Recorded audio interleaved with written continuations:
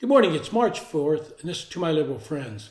I want to talk today about an issue that comes up periodically and everybody misunderstands. I'm talking about how to reform Social Security. To pretend that it doesn't need some changes is simply put your head in the sand.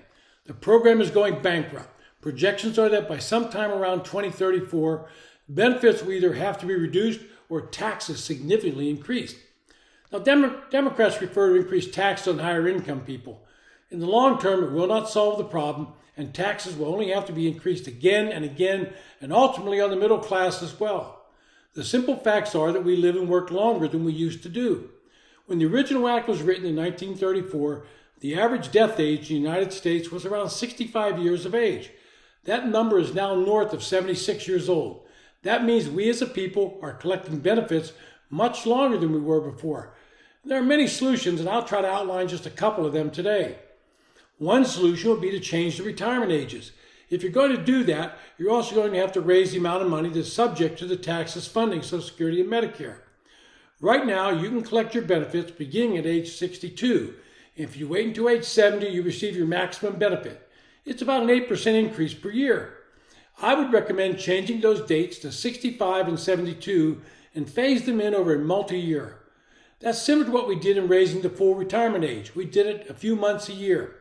The moment you do that, Democrats will scream that you're making people work too long. The facts are that they're already working longer than they did before, and they're doing it in many cases because they want to.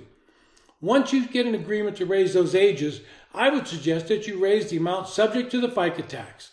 This year, the first $168,600 is subject to the tax. I would raise that amount to $250,000 and keep it indexed. Of course, Republicans are going to complain that this is a tax increase. Of course, it is, but it will help stabilize the program, and it only affects people making over the $168,000. That's not a lot of people. That would be a rough outline of a change. There would be some fine-tuning in arriving at these decisions, but it would require compromise in Congress, and that seems to be the dirtiest word in Washington these days. It would also require telling groups like AARP to quit scaring senior citizens. There are other options to save Social Security. Here are two solutions with a private proven track record, neither of which would privatize the system or change benefit levels for those at or near retirement. First, we can shore up the funds available to pay retirement benefits by creating a low-risk, diversified investment plan that takes advantage of long-run equity returns, which are superior to the return on bonds. This is how most wealthy individuals protect their assets and maximize their retirement security. The same strategy can work for every American. Canada has already invested its government retirement system assets in a diversified portfolio that's yielding impressive results. And second, every American should still have the option that every federal employee has since 1986 to participate voluntarily in the Thrift Savings Plan, a federal multi-asset investment program. For decades, this plan has generated retirement wealth. Under both solutions, stock markets would benefit every retiree, not just the rich. And if we don't do something, we'll hit the day of reckoning. We're heading towards insolvency because we don't have the diversity of a system like Canada. Right now, Social Security is forced to invest exclusively in unmarketable U.S. federal debt bonds.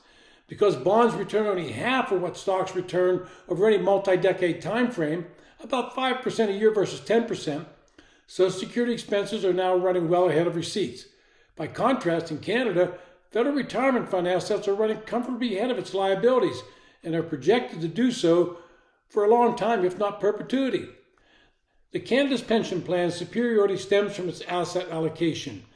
The fund invests about 57% of its assets in equities and 12% in bonds. The rest is divided among real estate, infrastructure, and credit.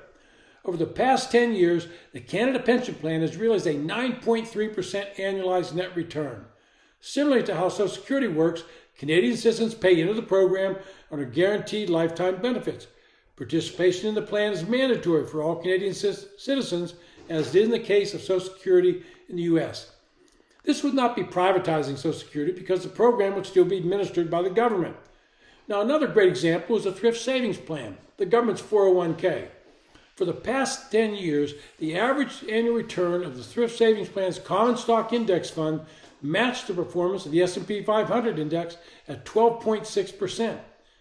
Since its inception 38 years ago, that common stock index fund has returned 10.8% per year. Americans should be able to allocate some of their pre-tax salaries to such successful funds. If we sit on our hands and continue to ignore the problem, then by 2034 the problem will hit us directly in the face. Now is the time to demand that politicians in Congress, on both sides of the aisle, Republican or Democrat, do something. I've outlined just a few examples of reform, but they're not the only ones. But to do nothing and pretend that it will solve itself, as I said, that's putting your head in the sand, something our political leaders are very adept at doing. This has been To My Liberal Friends. Thanks for listening.